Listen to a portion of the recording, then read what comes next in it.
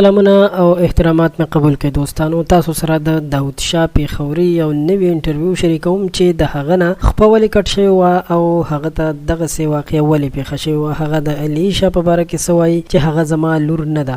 دا ویډیو را سره تر اخره وګورئ چې تاسو د ټول تفصیل نه خبر شئ. قدرمنو دوستانو، تاسو ته معلومه ده چې په داود شاه پیښوري باندې څه وخت وړاندې یو چا ډزې کړې وې چې د هغه بیا په دغه ډزو کې یوه خپه هم له منځه تللې وه، یعنې دغه خپه بیا هسپتال کې د هغه نه کټ کړې وه او ډیره موده هغه په سوشل میډیا باندې ښکاره خو د هغه د دغه خپې په باره کې معلومات نه کېدل چې آیا دا رښتیا کټ شوې ده او که نه. اوس ویل کېږي چې هغه نه دغه خپه کټ کړې شوې ده، ځکه چې په یو ویډیو کې هم هغه خپل ځان ښودلی دی چې دغه خپه یې ترې کټ کړې ده او په خپلو خبرو کې هغه ویلي دي چې علیشه زما لور نه ده. هغه د 4 کالو وه چې ما د هغې مور سره واده وکړو. هغه وایي چې مور سره ما د اګریمنټ کړی و چې ته به په ډرامو کې کار کوي، نو بس هغه ځکه اوس په ډرامو کې کار کوي. هغه دا هم وایي چې زما علیشه سره کار نشته، د هغې خپله خوښه ده که واده کوي او که هر څه کوي. نو درنو دوستانو، د ده په انټرویو کې داسې هم ښکارېدل لکه د چې د هغوی نه بالکل لاس اخیستی وي، ځکه چې داسې ناامیده معلومېدو. که وکتل شي نو څومره